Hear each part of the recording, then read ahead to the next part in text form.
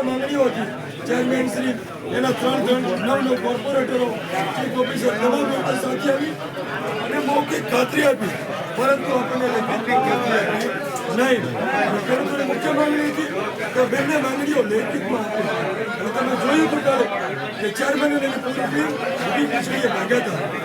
રાતના આશા દરમિયાન ભારતીય જનતા પાર્ટીના મળતા વેપારીઓ દ્વારા મિત્રો રાત્રે દમન કરવામાં આવ્યો. રાત્રે 3 વાગે રામ ભગવાને ધૂન ચાલુ રહી હતી, ધૂન ચાલુ હતી, રામ ભગવાનના ભજન ચાલુ હતું. આ ભારતીય જનતા પાર્ટી રામ ભગવાનની મોટી મોટી વાતો કરતી હશે અને 3 વાગે કોઈને પકડવો એ પણ કાનૂનમાં અપરાધ છે. ત્યારે 50-60 થી વધારે આ તંત્રના પોલીસ અધિકારીઓ જે ભારતીય જનતા પાર્ટીના સત્તાધીશોએ હુકમ કર્યો કે ખેડૂતોનું આંદોલન મૂકી નાખો. જો ખેડૂતોનું આંદોલન નહીં મૂકાય, રાજુ કરપડાની ધરપકડ આપણે નહીં કરીએ તો કાલે ઉગ્ર આંદોલન બનશે અને અમારે કરજો કાયમ માટે બંધ કરવો પડશે. એ કરતામાં marketing yard Bharatiya Janata party બધા લોકો મિત્રો સાથે આપતા રહેશે. એટલે એમને કરજો બંધ કરવો નથી, કરજો નથી બંધ કરવો. અને 3 વાગે આપણી ધરપકડ કરી રાજુભાઈ લઈ તો ગયા પણ બોટાદ નથી, હાલાકી સુરેન્દ્રનગરની વાત છે.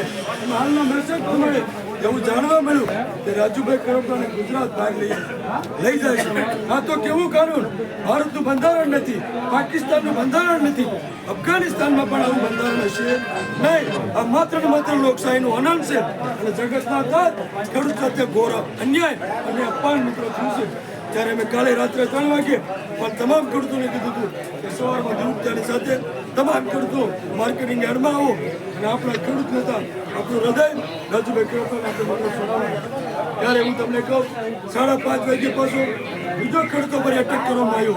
ત્યારે પણ આપણા ખેડૂત નેતા અમૃતભાઈ વિક્રમભાઈ દવીની મિત્રો ધરપકડ કરી. ત્યારે અમે ખેડૂતો મને તાત્કાલિક ગાડીમાં બેહાર્યો અને ગાડી બંધ મળે ગાડી અમે બહાર નીકળી ગયા. એટલે અમે બચી ગયા હતા. આ લોકો દમન કરવા માટે, આ ખેડૂત આંદોલન દોડવા માટે આ ભારતીય જનતા પાર્ટી એવું વિચારી છે કે કાલે જે ખેડૂતોનો જે જનસેલાબ હતો, આ જનસેલાબ જો 2 દિવસ ટકી જશે તો મુખ્યમંત્રીની ખુરશી પણ સલામત નથી. એટલે ભારતીય જનતા પાર્ટીએ માત્ર ને માત્ર હુકમ કર્યો છે કે રાજુ કરપડાનું જે ખેડૂત આંદોલન છે એ તાત્કાલિક તોડવામાં આવે. ભાઈ વઢેલા તમામ ખેડૂત ભાઈઓને કહું છું કે જો આપણા માટે લડતો હોય, આપણા માટે જેલમાં હોય, રાત દિવસ મહેનત કરતો હોય, અહીંયા 1001 ખેડૂત હતા. એ ખેડૂતની હું તમને વાત કરું, એ ખેડૂતોને પણ આપણે મિત્રો બિરદાવવા જોઈએ. 1000 ખેડૂતોએ 22 મિનિટ સુધી યુદ્ધ કર્યું, યુદ્ધ. હવે મેં પહેલી વાર મારા 20 વર્ષની રાજકીય કારકિર્દીમાં મેં આવા 1000 ખેડૂતો મિત્રો પહેલી વાર જોયા કે 22 મિનિટ સુધી આ પોલીસ તંત્રો સામે બધો બચાયા. પણ રાજુભાઈને શ્વાસ ચડતો અને રાજુભાઈ એમ કીધું હવે મને છોડી દો. નકર આ ખેડૂતો રાજુભાઈને મૂકવા તૈયાર નહોતા. અમે બેરિકેડ બનાવી લીધું ગાડીનું અને બધાને મેં કહી દીધું પહેલા જ્યારે પોલીસવાળા આવે એટલે આપણે બધમ પડી જવાનું. એના કારણે મિત્રો રાજુભાઈ આપણે છોડ્યા નહોતા. પણ આ ખેડૂતને મિત્રો એકવાર જોરદાર તળના ગ્રેડથી આપણે સૌ બધા ભાઈ મિનિટ સુધી આ મિત્રો એની સાથે સંઘર્ષ કર્યો હતો. તો આ મીડિયાના માધ્યમથી હું તમને કહું છું કે આજે અને કાલે આપણી આરપારની લડાશે. અત્યારે સુદાનભાઈ ગઢવી સાથે અમારી વાત થશે, રાત્રે પણ તમામ લોકો સાથે વાત થતી અને હમણાં ટૂંક જ સમયમાં ગોપાલભાઈ ઇટાલીનો કાર્યક્રમ જાહેર થશે અને આપણી વચ્ચે આવવાના છે.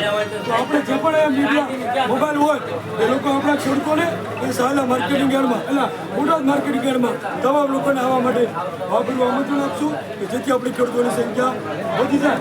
1-2-1-2ની સંખ્યા અંદર આવવા માટે જય જવાન, જય જવાન, જય કિસાન.